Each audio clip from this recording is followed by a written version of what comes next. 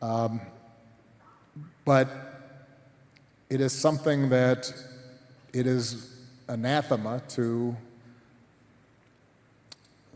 what it means to be a democratic country. And regardless of where you are on the political spectrum, what happened to Charlie Kirk was horrific and a tragedy.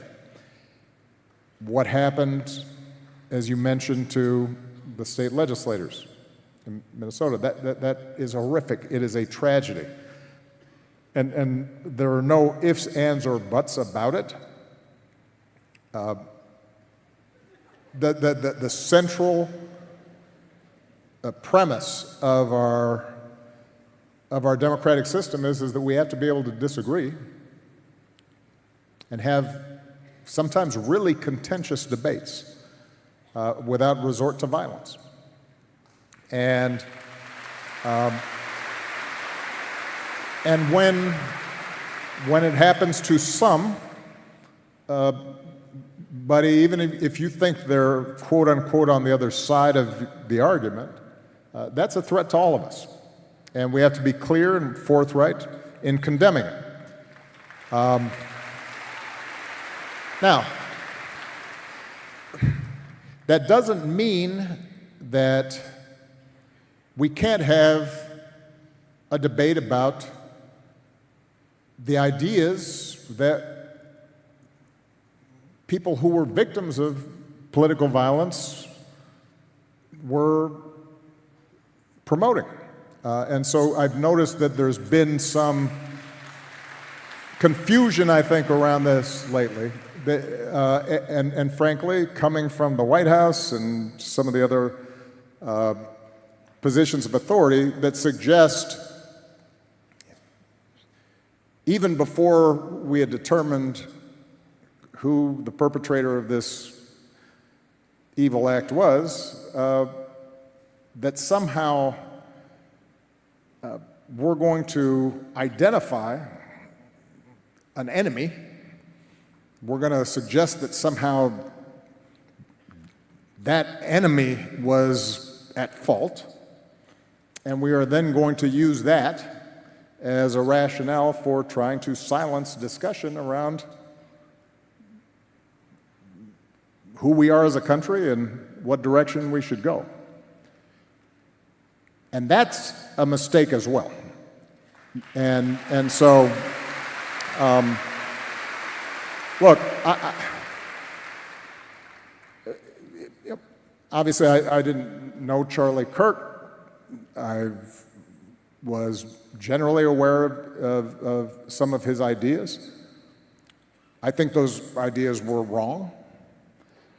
But that doesn't negate the fact that what happened was a tragedy and that I mourn for him and his family. He's a young man with 2 small children and a wife who obviously, and a huge number of friends and supporters who cared about him. And so we have to extend grace to people during their period of mourning and shock.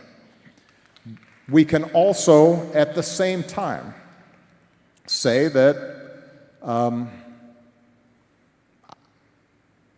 I disagree with the idea that the Civil Rights Act of 1964 was a mistake.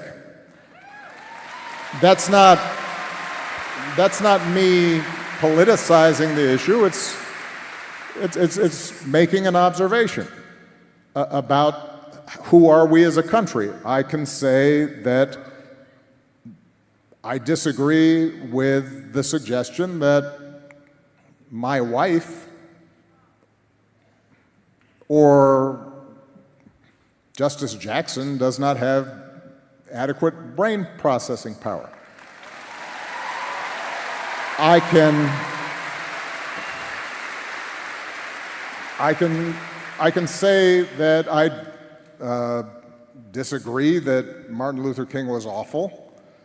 I can disagree with some of the broader suggestions of that liberals and Democrats are promoting a conspiracy to displace whites and replace them by ushering in illegal immigrants. Those are all topics that we have to be able to discuss honestly and forthrightly, while we still insist that in that process of debate, we respect other people's right to say things that we